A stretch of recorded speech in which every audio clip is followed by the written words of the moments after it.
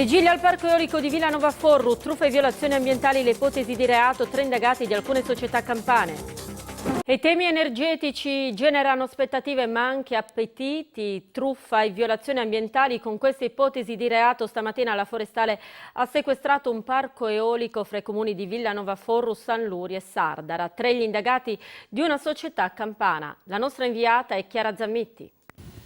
Le pale eoliche avrebbero dovuto fornire energia elettrica alle aziende agricole del territorio, ma a guardarsi intorno di queste aziende non si vede nemmeno l'ombra. Con le ipotesi di reato di truffa e violazioni alle norme ambientali e urbanistiche, il Corpo Forestale regionale ha messo i sigilli a un intero parco eolico, mascherato da una serie frazionata di autorizzazioni diverse, ma di fatto riconducibili alle stesse società. Siamo proprio sotto una delle 9 pale eoliche che il Corpo Forestale regionale sta sequestrando in questi minuti. Ricadono su 3 comuni diversi, il comune di Sardara, il comune di San Luri e il comune di Villanova Forru. Le sequestreranno tutte, hanno sequestrato anche la cabina su a monte. Le violazioni sono essenzialmente di origine ambientale, perché queste pale in realtà è un parco eolico vero e proprio, ma le richieste sono state fatte per un parco frazionato, per cui non è stata richiesta nessuna autorizzazione, nessuna valutazione di impatto ambientale. Il mini eolico è stato concepito dal legislatore per permettere agli agricoltori e ai piccoli imprenditori di creare la propria energia per la propria attività.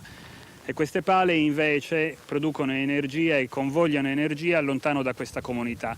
Il sequestro crediamo sia la prova che gli interessi, i veri interessi delle comunità locali non possono essere schiacciati. 3 gli indagati: Stefano Argenziano di Napoli, Paolo Usai di San Luri e Danilo Serra di Seregno in provincia di Milano, sentito questa mattina dal commissario della Forestale Ugo Calledda, che ha coordinato l'intera operazione. Il fascicolo si era tempo fa arricchito di una nuova segnalazione.